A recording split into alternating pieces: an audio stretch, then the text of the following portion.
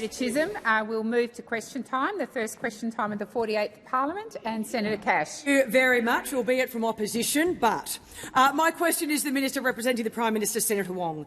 Can the Albanese government rule out any new or increased taxes on Australian taxpayers or businesses in this term of parliament? Thank you, Senator Cash. Minister Wong. Thank you. Well, and I thank the honourable senator, the leader of the opposition in the Senate, for the first question in this place of the 48th Parliament. I'm very pleased to receive it. And what I would observe is that it does demonstrate that the coalition haven't listened and haven't learnt. Haven't listened to the message of the Australian people, haven't learnt from the message that was sent to them at the last election, that the negativity and scare campaigns and obstruction from those opposite didn't get a great response in the Australian community, and I would have hoped. Senator Wong, please resume your seat.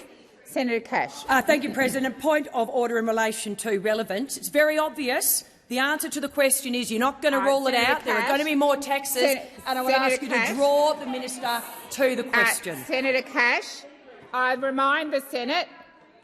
Order. I remind the Senate. We all might be a bit rusty. I accept your point of order, but there's no need to go into what was a response. And I believe Senator Wong was getting to the point, but I'll remind her again of the question. Senator Wong. Thank you, President. And you would know that our economic plan, Senator Cash, and I would say to you, Senator Cash, it's a very early point to take an interjection. Very early point. 40 seconds. Yes, I know you're very keen. I'm sure you're very keen to have a fight. We're very keen to govern. We're very keen to pass legislation that matters to the Australian people. So you can keep wanting to have a fight. We're going to deliver the agenda we were elected to. Our economic plan is about Australians earning more and keeping more of what they earn. That is what our economic plan is about. But of course, there are those who seek to, who are open to tax changes, including capital gains tax. I was interested to read the member for Groom's comments today. I think there are some real issues we need to address. I'm open to a discussion on CGT. I'm open to a discussion. I'm surprised you're interrupting me, Senator Resume your seat. Senator Cash. For the second time today in relation to the first question of the 48th Parliament, I hope this is not going to be how Senator Wong treats us. It is a point of order on relevance. Senator Cash. The senator is not being relevant. Thank you, Senator Cash. Minister Wong is being relevant to the question, and I will ask her to continue. Talking about capital gains tax, which Senator Cash used to be very interested in, I am also observing that the leader's approach to the 48th Parliament appears to be to give lectures during taking points of order, but obviously that's a matter for you, President, how much lenience you will show to that. I would just make the point. I make the point that there are those in this place who are open to a discussion on capital gains tax, and certainly Mr Hamilton, the member for Groom, is one of them. And I do wonder if you've raised your concerns with him. Thank you, Minister Wong. The time for answering has expired. Senator Cash, first supplementary. Thank you, President. Will the Albanese government confirm that there will be no changes to negative gearing arrangements during this term of parliament? Thank you, Senator Cash. Order. Order. Senator Cash and those on my right. Order. Order. Senator Wong, I've called you to answer the question, so I think we've got order now, so if you go to the first supplementary. President, well, those of us on this side are wondering if they've actually updated their question time pack since the last term, because I think I had many of these questions almost precisely in the same form in the last parliament. You know, as I said, haven't learned, haven't listened, same old opposition, same old Liberal Party. We haven't changed our tax policies, and as you know, we do have a housing policy. It is very detailed. It includes both demand and supply measures, and it doesn't include those measures. But I am interested in the conversation that the member for Groom appears to have started. He's in opposition. Have you finished the question, Senator Wong? Yes. Senator Cash. Order. Order. I'm waiting particularly for senators on my right. Senator Cash, second supplementary. Thank you, President. Will the minister confirm that Western Australia will continue to receive a guaranteed level of no less than 75 cents in the dollar for GST funding, and there will be no changes to this arrangement? Thank you, Senator Cash. Minister Wong. Well, I think we've made our position on the West Australian GST very clear. During the election, the Prime Minister said so in Western Australia many times. And I would note, Senator, that you might recall that the former Leader of the Opposition was the person who was questioning those tax arrangements. Thank you, Minister Wong. Senator Mulholland. My question is to the Minister representing the Prime Minister, Senator Wong. In May, the Albanese Labor government took a positive agenda to the election, and the Australian people voted to re-elect the government with an increased majority. That's right. How will the government continue to build Australia's future? Great question. Thank you, Senator Mulholland. Senator Wong. Minister Wong. Thank you, President. Well, Senator Mulholland, thank you for that question. I acknowledge your first question, which, as the opposition knows, is obviously not your first speech. But I'm very pleased to get a question from you, because it goes really to the issues about why we are here. And it is we are here as a re-elected government, and we face the 48th Parliament, with great humility, but an even greater sense of purpose. We were entrusted on the 3rd of May with a great opportunity, and that opportunity was to continue to build our country's future, to continue the work of making Australia a fairer country, where Australians from every background, every walk of life, have the opportunity to achieve their aspirations. We do live in a time of great uncertainty and challenging strategic circumstances, so it is really important to recognise that on May 3rd, Australians voted for Australian values, for fairness, for aspiration, for opportunity, for all. Values that have held us in good stead, and I am confident will continue to as we face the challenges to come. And Australians voted for strong, stable democracy and an orderly and sensible government. Australians voted for fair wages and conditions, and to strengthen Medicare, to build even more urgent care clinics, to protect our world-leading pharmaceutical benefits scheme, and to continue to seize the opportunities of cleaner, cheaper, renewable energy. Australians voted for greater access to education, for fee-free TAFE and more investment in early childhood education, and Australians voted for fully funded public schools and 20% off HECS debts, and to help people earn more and keep more of what they earn. Australians voted to enable more Australians to build a better future for themselves and for their families. Thank you, Minister Wong. Senator Mulholland, first supplementary. The Albanese Labor government focused on easing cost of living pressures in its first term, delivering tax cuts for every Australian, cheaper medicines and energy bill relief, amongst other measures. How is the government building on the progress Australians have made over the last 3 years? Thank you, Senator Mulholland. Minister Wong. Thank you, President. Well, we know cost of living is front of mind for many Australians, and that's why it's been front and centre in every budget that we have delivered. And the second-term Albanese Labor government will continue to provide support to Australians under pressure. The very first piece of legislation introduced into this parliament is one to cut student debt by 20%. This will save around 3 million Australians an average of $5,500 each. And we are introducing a new $1,000 instant tax deduction. And from the 1st of January, no Australian will pay more than $25 per script for a medicine on the PBS, and for pensioners and concession card holders, the price of a script will be frozen at $7.70 until 2030. We're not only providing immediate cost of living relief, but we are also driving a productivity agenda led by the Treasurer with a goal to drive economic growth, boost productivity, strengthen the budget and secure the resilience of our economy in uncertain times. Thank you, Senator Wong. Senator Mulholland, second supplementary. The Albanese Labor government has always been focused on delivering and governing for all Australians. How is this reflected in the 48th Parliament of Australia? Thank you, Senator Mulholland. Minister Wong. Thank you, Senator. Well, one of the things that makes me most proud to stand with my colleagues from the Australian Labor Party is that we are a government for all Australians. And in order to govern for all Australians, it's important that we are a government that reflects modern Australia. We have the youngest person ever elected to the Senate, who gave a great speech today, and the youngest woman ever elected to the Senate. I am so happy. I'm so privileged as I watch the first speeches, particularly in the other place to date, that I am part of the most diverse parliament and government in the nation's history. A caucus, once again, with a majority of women, more culturally and ethnically diverse members so we can better reflect our nation as it is. We are a government of all Australians, for all Australians. And while some sought to use the heat of a political campaign to sow division and conflict, we will bring people together the Australian way. The time for answering has expired. Senator Ruston. Thank you, President. My question is to the Minister representing the Prime Minister, Senator Wong.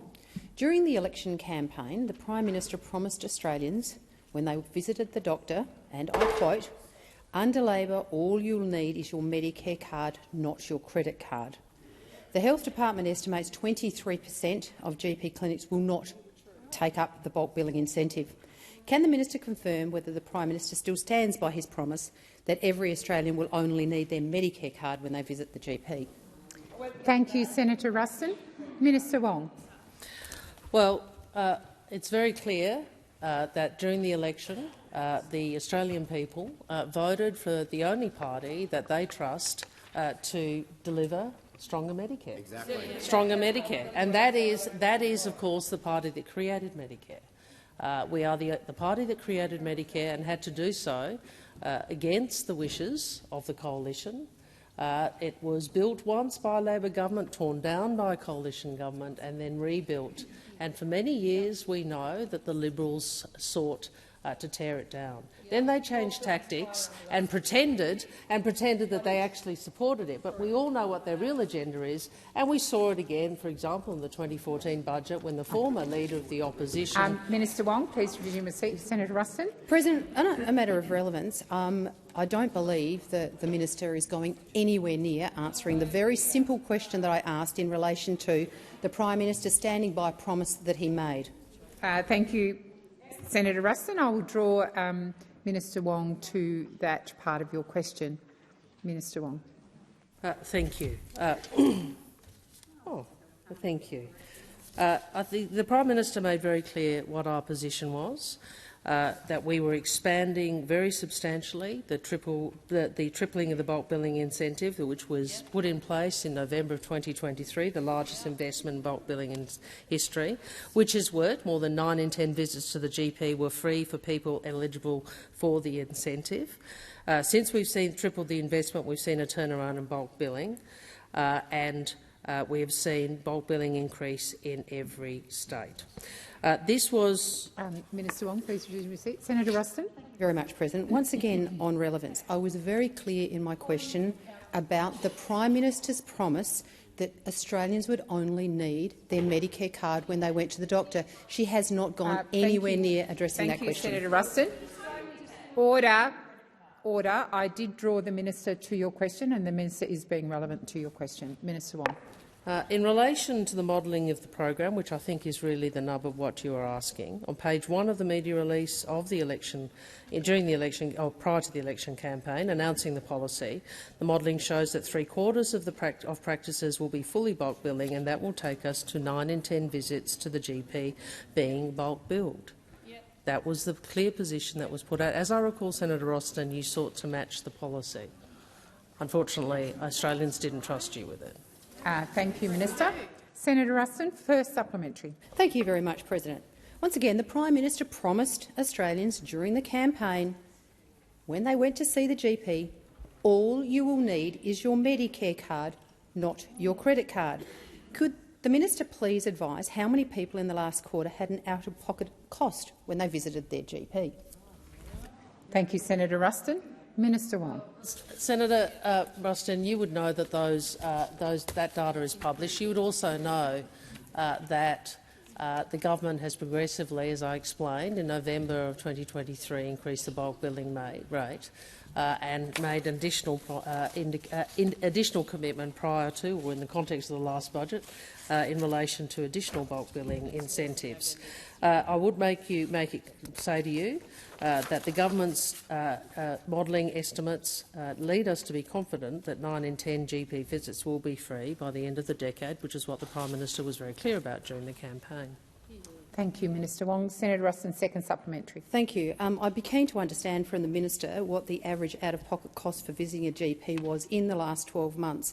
And I was wondering whether the minister could explain her comment in her previous answer that the government increased the bulk billing rate.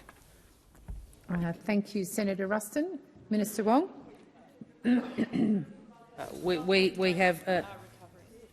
I probably should have used the term incentive, if that's what you're referencing, but thank you for picking me up on that. I'm very grateful. We tripled the bulk billing incentive, and then we extended the tripling of the bulk billing incentive to more Australians, because we are the party that actually wants to ensure that Medicare is strengthened for Australians. If you have an issue with that, Senator Ruston, that is unfortunate. Minister Wong, please resume your seat. Senator Ruston. I was wondering whether the minister might come to the question, which is what the average out-of-pocket costs were for Australians. Thank you. That was part of your question. Order. Senator Ruston, you've just called a point of order. Senator Watt, you just called a point of order. I'm responding to that point of order. That was part of your question, but the minister is being relevant to the whole of your question. Minister Wong, please continue. Thank you.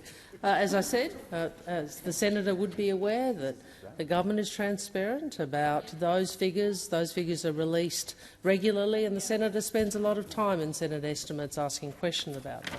I would also make the point that this is the same senator who described Medicare as unsustainable. We on this side believe that it is important for governments, it is imperative for governments to continue Minister to Wong. invest in bulk billing. I'm sorry, Senator Ruston, if you have an issue with that. Thank you, Senator Ruston. Senator Waters. Thanks, President. My question is to the new Minister for the Environment, Senator Watt.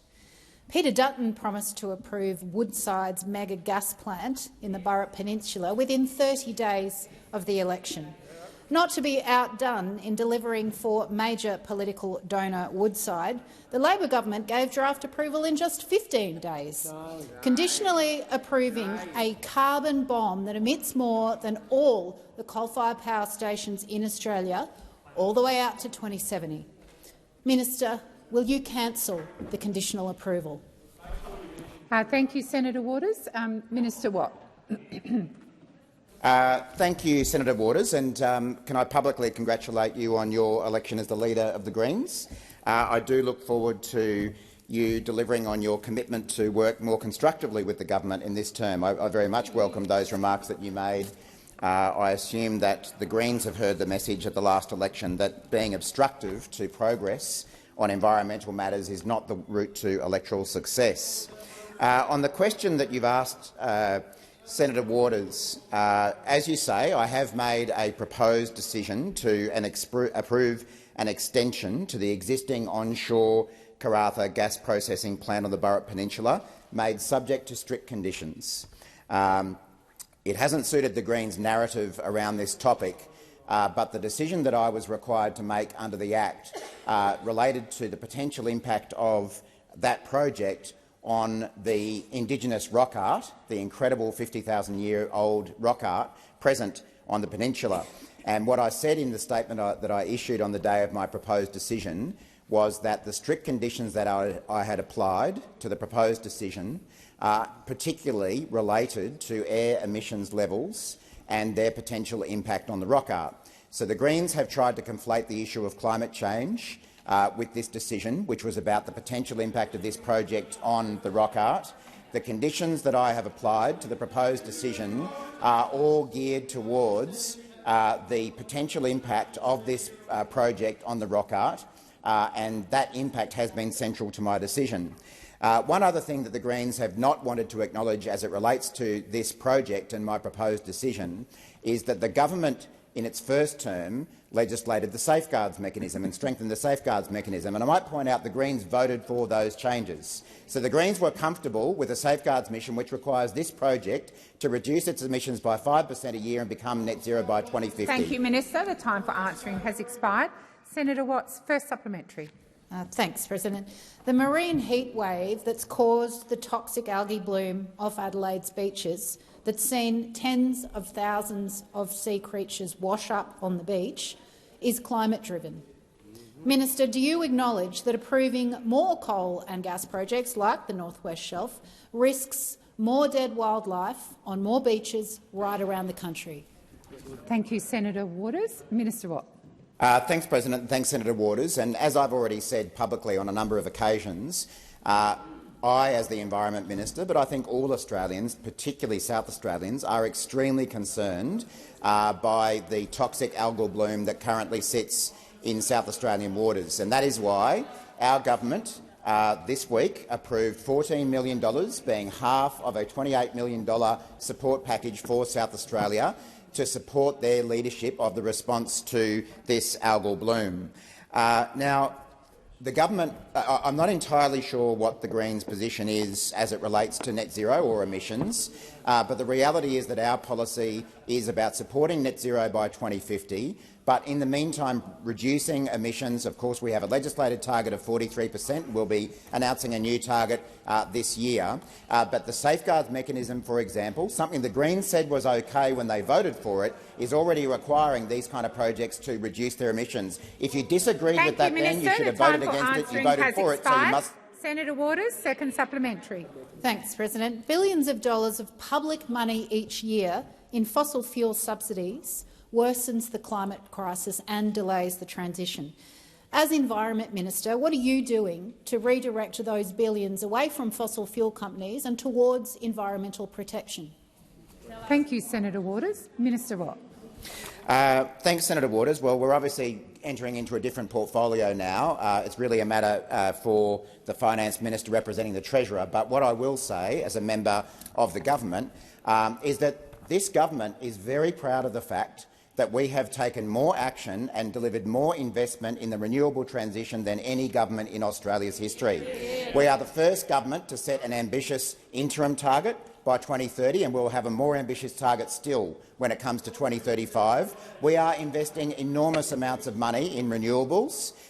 We have also taken a whole range of other measures to tackle climate change. We are party to international treaties. And the thing that distinguishes the Labor Party from the Greens Party on this matters is that we are not just a party of protest, we are a party of progress. We are a party that actually comes to parliament to deliver real reform rather than grandstanding and protesting and achieving absolutely nothing. We make no apologies for making progress on tackling climate change, and we will make a lot more over the course of this term. The time for answering has expired. Senator Whittaker. Thank you, President. This, of course, is not my first speech. My question is to the Minister representing the Treasurer, Senator Gallagher. In its first term, the Albanese Labor government worked hard to support Australians with the cost of living by getting inflation down, real wages up and the lowest average unemployment in 50 years. On the 3rd of May, Australians voted for a government determined to continue delivering policies that mattered to them and made their lives better. On 1 July, a long list of practical policies designed to support Australians took effect. How will these changes help support Australians with the cost of living? Great question. Thank you, Senator Whittaker. Minister Gallagher. Thank you, President. Can I just acknowledge Senator Whittaker and welcome her to this chamber. Look forward to hearing all of the first speeches from our wonderful addition on this side of the chamber and across the parliament. But yeah, thank you for the question. I'm looking forward to working with all of you in this next term of government. And as Senator Whittaker pointed out, we have had a range of measures come into effect from 1st of July, and that shows you the continuation of the approach we took last term, moving into this term of government, where we'd made decisions and funded those decisions in the last budget, and when they came into effect just a couple of, or 2 months or 6 weeks after the last election. So these are important cost of living measures that help households We have seen a welcome reduction in inflation, which was a challenge of the former term in office, and the government had taken a range of steps to support households through that. But from the 1st of July, we've seen a 3.5% increase in minimum wage for minimum wage workers, which would benefit over 2.9 million workers nationwide. The additional energy bill rebate, so $150 off energy bills, which is on top of the $300 wiped from energy bills last year, will come into effect, and also support small business. The new incentive for housing apprentices, the cheaper home batteries, the helping small business grow with the instant asset write-off, super guarantee going to 12%, and of course our commitment to slash student debt by 20% with the introduction of the legislation in the other place today. These are all measures that we put in place last term that we are seeing come into effect from the 1st of July, and the government will continue to focus on how we help Australians deal with cost of living pressures over the next term in government. Thank you, Minister. Senator Whittaker, first supplementary. The Albanese Labor government is committed to building on the foundations laid in our first term by strengthening the role of women in the economy. What government policies that came into effect on 1 July will provide cost of living support to women across the country? Thank you, Senator Whittaker. Minister Gallagher. Thank you, President, and again thank Senator Whittaker for that excellent question. And it is probably appropriate to note that here in the Senate, 56.6% of senators are women, and on our side, 65% of our senators are women. We strongly believe in representation of gender equality in representation and leadership. We're seeing that across our caucus, and that's influencing some of the decisions that we took in the last term, and will continue to have women and women's economic equality and addressing gender inequality as a core and central priority for the Albanese Labor government. Since the 1st of July, on top of the measures that I outlined before, including the increase to the minimum wage, we're seeing the increase in paid parental leave to 24 weeks. We're now having super paid on government on PPL, which is for the first time ever, which will again help women with some of the pressures they've been getting there. The Commonwealth prac placements, you, and Minister. of course the time for the answering HECS has debts where expired. women have. Senator Whittaker, second supplementary. The Albanese Labor government got straight back to work after the election on the 3rd of May, because we know there isn't a day to waste when it comes to building a better future and supporting Australians with the cost of living. How will the government continue to deliver these policies that focus on Australians? Thank you, Senator Whittaker. Minister Gallagher. Thank you. Well, as Senator Whittaker outlined in her question, we haven't wasted a day since the election. The election result was very clear. Well, you may not have been working, but we were. Yeah. You may only work. You may only work when you come here. Yeah, Senator Scarr, but we work non-stop. Inside the chamber, outside the chamber, we are at work. Cabinet's been meeting, ERC's been meeting. We've been meeting with our departments. We've been implementing policies that we took to the election. We've been making the decisions that need to be made in order to implement all of the commitments we made to the Australian people. That is the approach we've taken. We've seen a contrast, I would suggest, with those opposite, where we've seen a fair bit of infighting, a fair bit of taking each other down, trying to point the finger about who was to blame for probably the worst federal campaign anyone in this chamber has ever seen. But aside from that, we have been working to implement our agenda. Has expired. Senators, I have Senator Tyrrell on the list. She's not here, and it hasn't been indicated to me that anyone else is taking her question. If she does come in, I will give her the opportunity to respond, but I now intend to go to Senator Bragg. Thank you very much, President, and congratulations on your re-election as our President. But my question is to the Minister representing the Prime Minister, Senator Wong. Can the Minister please advise the Senate if the government will meet its housing target of 1.2 million new houses? Thank you, Senator Bragg. Minister Wong. Thank you, President. I'm trying to find the tab. Here we go. We do have an ambitious target, Senator Bragg, and we make no apology for that. We have an ambitious target because we want to add to housing supply, and I know that those opposite forget that there are two sides to reducing housing prices. One, obviously, is to provide assistance, as we are, through to first home buyers, through the Help to Buy scheme and so forth. But the other is to add to supply. So obviously this is an ambitious target, but Australia needs an ambitious target, and we need to all work together towards that ambitious target. We need to train more tradies. We need to cut red tape. We need to ensure that we build more local infrastructure. We need to make investments in social housing. Minister Wong, please resume your seat. Senator Cash. Point of order in relation to relevance. Great explanation on your aspirations. Will you meet your housing target of 1.2 million homes? Thank you, Senator Cash. I'll draw the minister back to the question. Minister Wong. I started with an answer to that. Yes, this is an ambitious target. Yes, it is an ambitious target. But you know what, Senator Bragg? We're going to keep working to meet it. How about you stop blocking it? How about you stop blocking it? Because Australia would have been a long way further down the path to building more homes if you hadn't have teamed up with the Australian Greens to stop to prevent passage of legislation that would have enabled more supply. I mean, I do find it remarkable, Senator Bragg, that you ask questions, that you block one of the key measures to deliver more supply, and then you come in here and say, oh, you're not going to meet your target. I mean, really? Is anybody wonder why? The Australian people so comprehensively rejected those kind of tactics, Senator? Now, I invite you. You are someone about whom I have a great deal of regard. I think you're one of the Thank you, Minister much Wong. more intelligent people on that side. Order. Order. Order. Order. When the chamber has come to order, I will invite Senator Bragg to ask his first supplementary. Order. Order, particularly on my right. Order.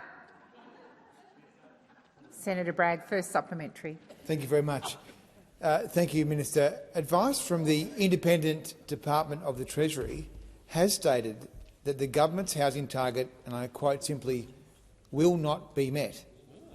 Minister, is the Treasury's advice incorrect? Thank you, Senator Bragg. Minister Wong. Senator, and I apologise, I'm sorry if I've done damage to your career by saying something nice about you, but my point was it would be good in this space if those opposite could perhaps jettison the obstruction for once. I think we all believe that more houses need to be built in this country. It is an ambitious target. We make no apology for an ambitious target. You need an ambitious target if you're actually going to make a measurable difference in terms of Australia's housing supply. I appreciate that. I think we all appreciate the level of ambition, but we are also committed. Mr Wong, please resume your seat. Senator Bragg. Point of order, President. The question was very clear. I'm seeking advice as to whether the Treasury's official advice is incorrect or not. Hear, hear. Yes, and I believe the minister is being relevant. You're talking about the targets, and that's how the minister is responding. Minister Wong. Well, Senator, I've explained to you it is an ambitious target and that we make no apology for that. Now, I'm sure that you can spend a lot of time talking to Treasury about their advice. You can spend a lot of time trying to tell everyone that this is.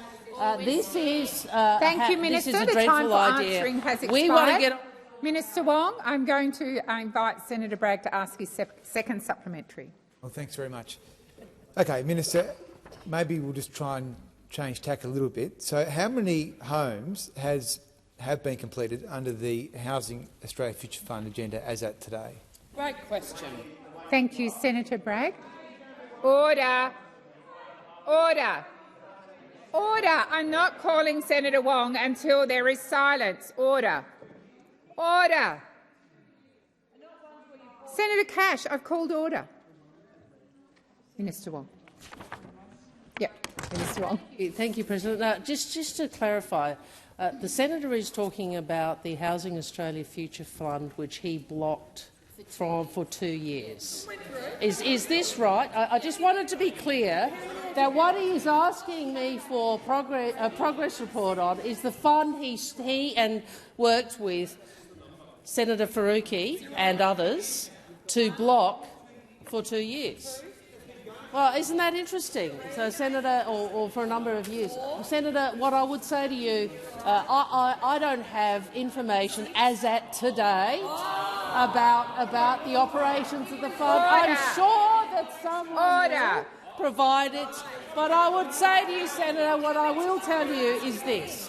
Australians know who wants to build houses, and Australians know who wants to block the building of houses, and they made their views on that very clear at the last election. Thank you, Senator Wong. Senator Tyrrell. Thank you, President. My question is for the Minister representing the Minister for Health and Ageing, Senator McAllister. A Roy Morgan survey from July 2025 found that smoking rates have increased since the federal government's vaping sales ban was introduced in mid-2024.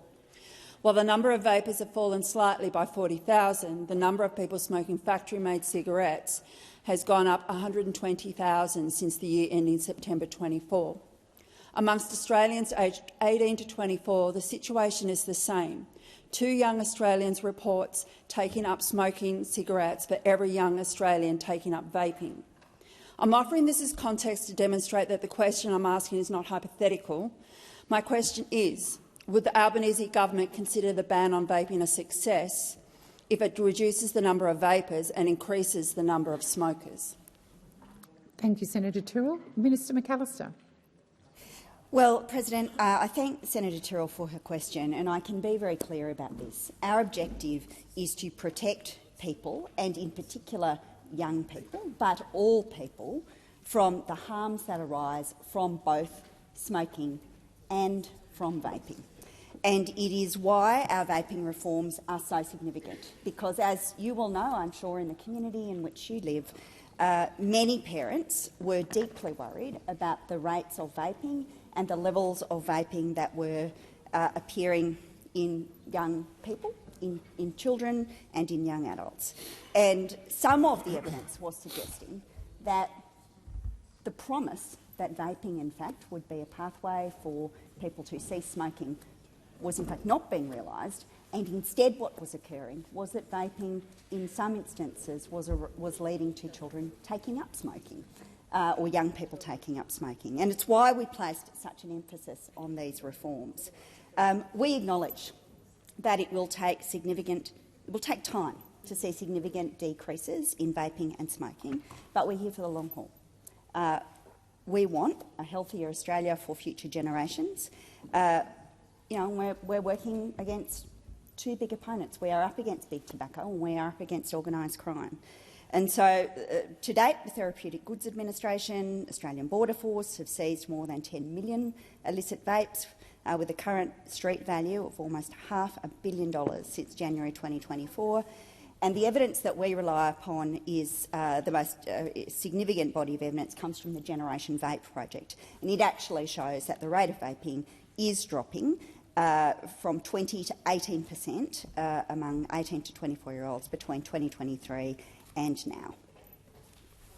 Thank you, Senator McAllister. Senator Tyrrell, first supplementary. Thank you, President. The Department of Health describes the Cochrane Review as high-quality independent evidence.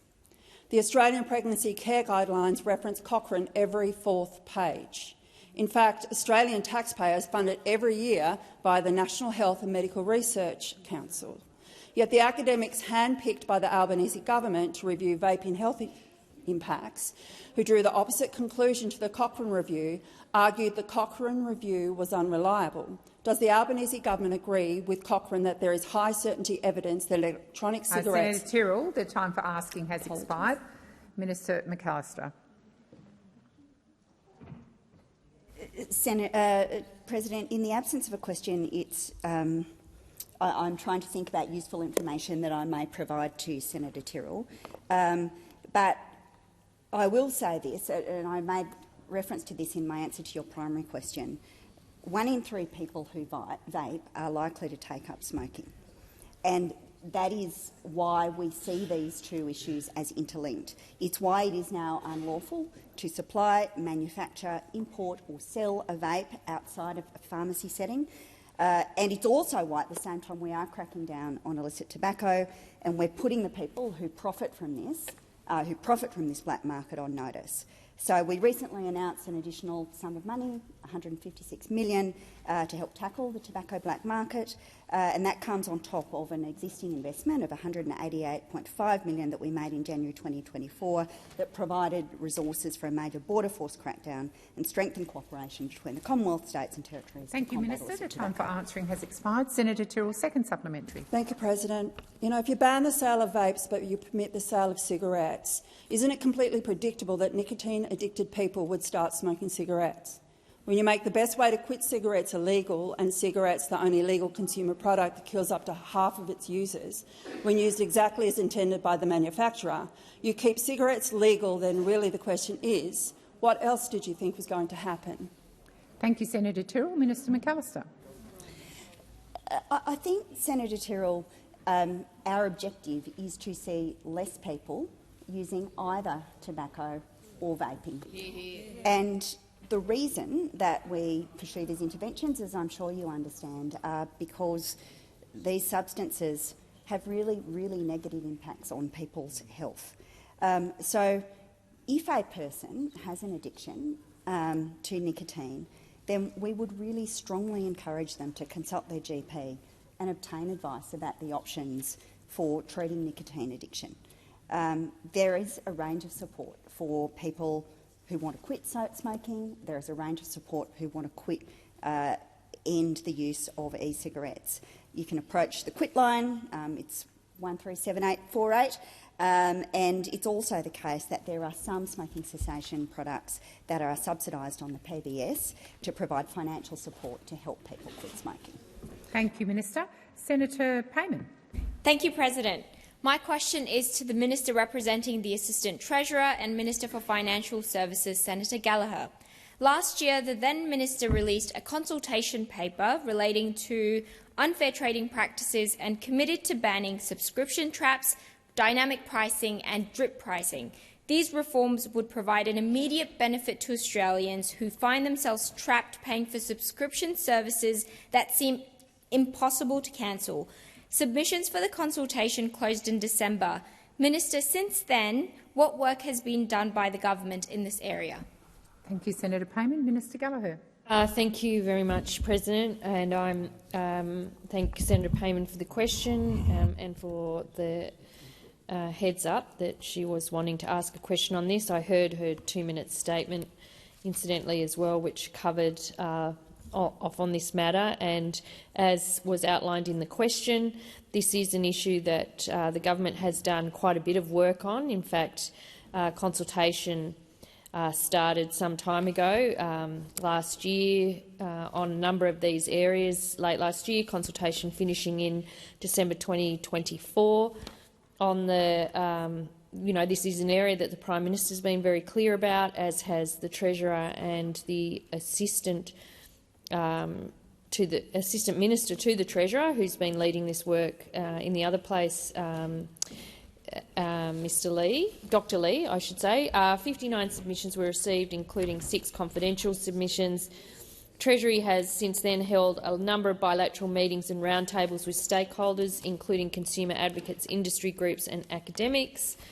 In total, 138 written submissions have been received over the 2 rounds of consultation.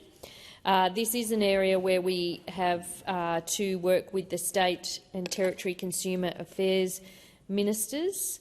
The government has considered the feedback provided and will focus on unfair trading practices reforms to address a range of manipulative practices, including unfair subscription practices, including subscription traps that make cancelling a subscription difficult, drip pricing practices where fees are hidden or added through the stages of a purchase, the use of dark patterns which manipulate or undermine consumer decision-making in digital interfaces.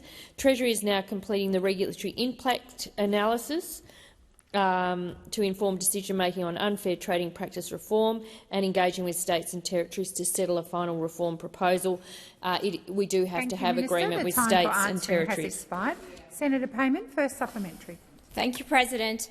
I've been speaking to stakeholders as well, and they've raised with me further reforms such as requiring e-commerce websites to allow customers to check out as guests rather than forcing them to register an account with them, and compelling subscription services to send timely renewal reminders before charging customers, particularly when free trials of services end and become paid subscriptions. Will the government implement these reforms, Minister?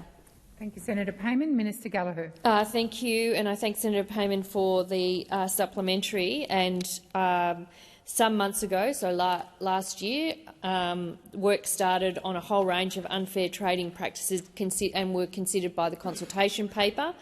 I'm not sure if Senator Payman has seen that, but that covered subscriptions, as I mentioned. It covered mandating the fact that mandating consumers have an online account and requiring them to provide unnecessary personal information in order to make a purchase, making it difficult to access customer support to raise a complaint or problem, subscription cancellation, so a range of areas.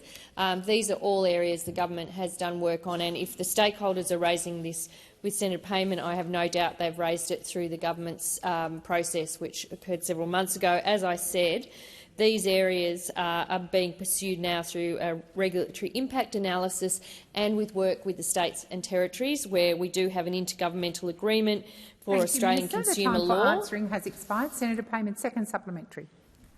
Thank you, President.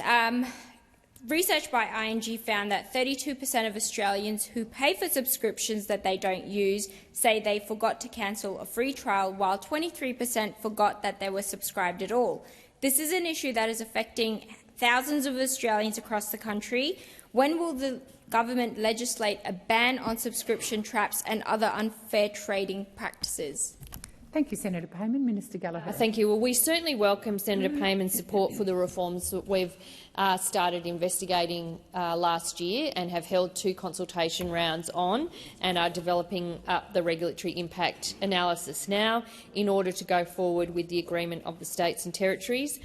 This is a priority. It's been led by the government. It's been led by the ministers that identified a problem. The problems like the subscriptions, like not being able to cancel, or like providing too much information in order to access a purchase. All of those areas are problems that have been identified by this government and will be addressed by this government in cooperation with state and territory governments, as is required under Australian consumer law. Thank you, Minister Gallagher. Senator Marielle Smith. Thank you, President, and congratulations on your re-election. My question is to the Minister for Early Childhood Education, representing the Minister for Education, Senator Walsh. How is the Albanese Labor government delivering on our commitment to a better and fairer education system at all levels and for every Australian? And in particular, how is the government acting to make HECS fairer for students and young people? Thank you, Senator Smith. Minister Walsh. Thank you, President, and I thank my friend Senator Smith for her question. And my first question, we promised Australians that the first legislation a re-elected Albanese Labor government introduced would be to wipe 20% off the HECS debt of every Australian.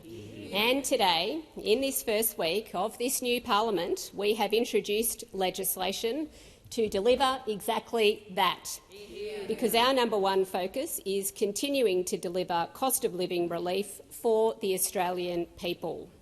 This legislation will wipe $16 billion from the HECS debts of Australians. For someone with the average HECS debt of around $27,000, it'll mean about $5,500 wiped off their debt. And it won't just benefit uni students. This legislation covers all help loans, including loans to apprentices and to other VET students too, because we know that whether you're studying at uni or TAFE, you're developing the skills that keep Australia moving. And we know that even though inflation has eased in our first term, cost of living remains a concern for many Australians, particularly young people. And that is why we are providing relief for those just starting their careers by wiping their debt. We know how important it is to get a good education, Education has the power to change lives. It has the power to build our country by giving people the skills they need to get good, well-paid jobs. And that's why Labor will always back the aspirations of Australians who want to go to uni or to TAFE. And that is why we are providing HECS relief as the first legislation of this 48th Parliament. Thank you, Minister Walsh. Senator Smith, first supplementary. Thank you, President. As part of our long-standing dedication to a better and fairer education system at all levels for every Australian, before the 2022 election, Labor committed to work with state and territory governments to get every school to 100% of its fair funding level. How will this commitment support young people across the country to get the education they need to thrive in work and in life? Thank you, Senator Smith. Minister Walsh. Thank you again, Senator Smith, and I am thrilled to confirm that the Albanese Labor government is delivering on this promise to fairly fund all Australian schools and all Australian students.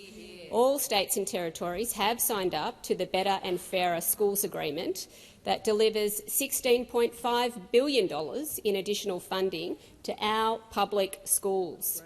This represents the biggest new investment in public schools by the Australian government ever.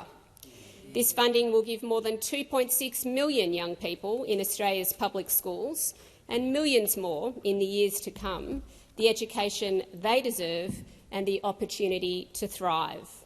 It pays for supports and reforms to help more kids keep up, catch up and finish school. This is a game-changer for public education and it's a life-changer for children. Thank you, Minister. Senator Smith, second supplementary. Minister, the Albanese Labor government is delivering on its commitments to ensure that young people get the benefits of their study before they start paying for it. How are the government's changes to HECS making it fairer for young people and allowing them to keep more of what they earn as they are getting started in their careers? Thank you, Senator Smith. Minister Walsh. Thank you, President. Well, in addition to wiping $20 billion off student debt, the Albanese Labor government is making HECS repayments fairer. We know that people shouldn't have to start paying off their HECS debt until their study starts paying off for them. And that is why we are raising the threshold where repayments kick in from just over $54,000 a year to $67,000 a year. So for someone earning $70,000, it will reduce the minimum repayments they have to make by $1,300 a year. This is a big deal. It's a big deal for young people when every dollar really counts as they're setting themselves up for the future. So for young Australians who are just out of uni, just getting started, this will take a weight off their back.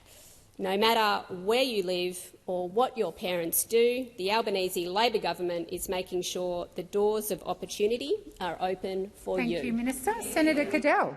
Thank you, Madam President. My question is the Minister representing the Prime Minister, Minister Wong. Last week I walked along the Ardrossan Jetty, saw hundreds of dead garfish, the occasional King George, whiting and things. They were all affected by the algal bloom.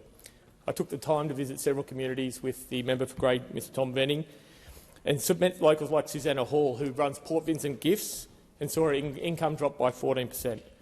On Monday night, the Prime Minister, when referencing a $14 million support package, told 7:30 report, "That's for science and research. It's also for clean-up. It's also for potential mitigation."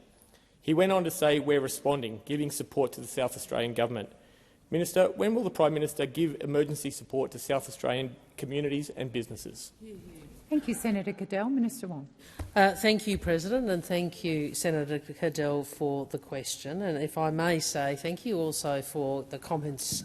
I thought your interview on ABC this morning, I didn't agree with all of it, obviously, but did demonstrate a real. Would you like me? You want me to flatter you too, Paul? I'll get to you, okay? No, but as a South Australian, I think I felt like you understood, as I do, and as so many of us do, what is happening in South Australia. And I was really pleased that Senator Watt went to Adelaide on Monday and engaged with the community there and had a look at what was occurring. I think it was on Glenelg Beach, West Beach. So got to see firsthand, and I think we are all deeply concerned by the widespread marine species death occurring in my home state, and we have acted to provide the government with $14 million to support their response to this event, and the Premier put out a press release, I think it was yesterday, which set out the various parameters or bases of the assistance, which includes clean-up, includes coastal monitoring, includes small business grants and so forth, and I'm sure you're across the detail of it.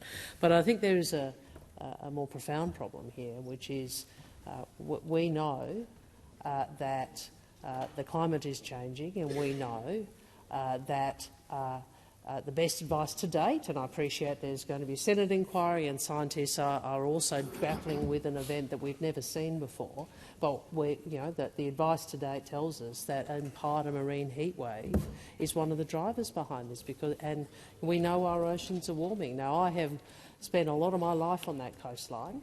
Thank you, Minister. The time for answering has expired. Senator Cadell, first supplementary. Minister, when we went down to the local caravan park at Stansbury, run by the Stansbury Progress Association, they told me in the 48 hours prior to arriving there they'd had 10 cancellations for November holiday season. That's 10 families choosing already not to spend their holidays down there. How much of the $14 million that the federal government has given will go to supporting regional tourism operators and other businesses who are going to be out of money for some time into the future? Thank you, Senator Cadell. Minister Wong. Well, as I understand it, Senator, and the comments of the Prime Minister and the Premier reflect this, this is a jointly funded $28 million package which is intended to assist with science and research, and intended to assist with industry assistance in the form of small business support grants. That's obviously a South Australian program, but we've contributed $14 million to this package. And there is, of course, also, as part of that package, additional funding for $4 million towards clean-up efforts along the beaches and coastline. I think, well, Senator, one of the differences between Senator Cadell and you, Senator McKenzie, is he hasn't sought to play politics with this. We know what Senator McKenzie is like, don't we? We know what Senator McKenzie is like. You're always having a go about anything, and Thank you, you Minister. always The want time to for play answering politics has before. expired. Senator Cadell, second supplementary. Thank you. Mr. Steve Balley was an oyster grower from Stansbury region who told me he's been unable to sell a single oyster at the time for 79 days because of the infection. That's now 84 days. And Bart Butson told me about a Port Wakefield fellow fisherman, a guy who in 2008 swam 6 hours after his boat sunk, whose catch quota is 7.5 tonnes of calamari, but is able to catch 9. How much of this money is going to the fishing industry and commercial fishers in South Australia? Thank you, Senator Cadell. Minister Wong.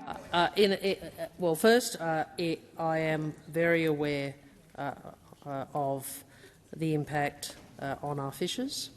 It's obviously the gentleman you described represents one of a number in the industry, and there are many. Well, because this toxic bloom is lethal for finfish. That's obviously affected a lot of commercial fishing as well. And there is, of course, the concern about aquaculture, depending on how far it spreads. I'm not in a position to go through the detail of the grants because we don't administer them, Senator, but I would say I think we all recognise this is unprecedented in scale. It is caused the destruction of marine life. It is an environmental or ecological disaster, and it is affecting key industries. And obviously, we want to work out why this happens and how we can avert it happening again. Thank you, Minister. Senator Sterle. Well, thank you, President, and congratulations on your re-election. My question is to the Minister for Industry and Innovation, none other than Senator Ayres. Many Australian smelters are in negotiations with the Commonwealth state governments about their future. Can the Minister update the Senate on these negotiations? Thank you, Senator Sterle. Senator Ayres. Thank you. I'd add my congratulations, President, on your election. There are indeed several industrial smelters around Australia that are facing significant challenges. From the first day of my appointment, I've been very focused on working through the challenges at each of these facilities with a view to Australia's national interest. They include the Whyalla Steelworks, of course, Tomago Aluminium, the Old Mount Isa Mines facility, which is currently operated by Glencore, Nyrstar's Port Pirie and Hobart smelters, and the Liberty Bell Bay manganese smelter. They all face different markets, different cost pressures and distinct challenges at each site. But they do have some things in common. They all add value to Australian minerals to turn them into Australian metals, to strengthen our economic resilience and to create good jobs in regional Australian communities. Think of Liberty Bell Bay. Manganese ore mined in Groote Island in the far north is shipped south, where a smelter powered by clean hydropower turns it into ferromanganese and silicomanganese. From there it goes into steel, made everywhere from Port Kembla to the United States. It's a historically profitable operation with strong medium to long-term prospects. Each of these smelters are facing industrial and mining subsidies and non-market practices in global trade. It's a challenge that's been faced by many of our partner economies. I'll have more to say over coming months on our national approach to developing Australia's industrial capability, but I do want to make a few observations about the Albanese Labor government's response, probably in response to your supplementary question, Senator Sterle. Thank you, Minister Ayres. Senator Sterle, first supplementary. I reckon you can, Minister. Minister, can you provide further detail about the causes of the challenges facing the smelting sector? What is the Albanese Labor government doing to address these, and why is the government taking this approach? Oh, just a moment. Lovely that you are so keen to answer, but please wait for the call. Minister Ayres. I am, as you know, President, always enthusiastic, and of course, in my first question, learning how many words it is I can fit into a 2-minute response, and indeed, time is rapidly drifting away on this one. Thank God there's a time limit, Senator Watt says. Well, the Whyalla intervention demonstrated that effective action, coordinated between federal and state governments and focused on the national interest, delivers a long-term pathway for industry. Firms in this sector should learn the right lessons from that intervention. They should expect me and the government to act consistent with our broader Future Made in Australia national interest framework to protect domestic capabilities that are in the national interest. That is not a blank cheque. I'll be respectful of firms that operate these facilities, but I expect firms to deliver investment, sound business practices and good governance. Thank you, Minister Ayres. Senator Sterle, second supplementary. Thank you, President. This is so exciting. Beyond short-term challenges, can the minister explain the Albanese Labor government's Future Made in Australia vision for the smelting sector, Minister? And how will the government ensure it delivers for the Australian people and the economy? Thank you, Senator Sterle. Minister Ayres. Well, the smelting sector is a pathway to our vision for a future made in Australia, a more resilient, prosperous economy where all Australians, particularly Australians in our regions and outer suburbs, can get good jobs. In August, I'll convene a metals and minerals processing roundtable and the lead-up to the productivity roundtable to discuss how smelting can drive long-term investment and productivity growth. The opportunity is clear. We have the world's best renewable and mineral resources. This gives us a strong comparative and competitive advantage, particularly related to our energy advantage, our renewable energy advantage, producing green iron and green aluminium in the national interest to deliver good jobs, economic prosperity, and that is why the previous government and this government will continue on this trajectory, making investments like the $2 billion green aluminium production credit opposed by those opposite. Minister Cash. I call Minister Wong. I seek leave to make move a motion relating. Oh, sorry. I ask that further questions be placed on notice. Thank you. Unless you want to keep going. Minister Wong.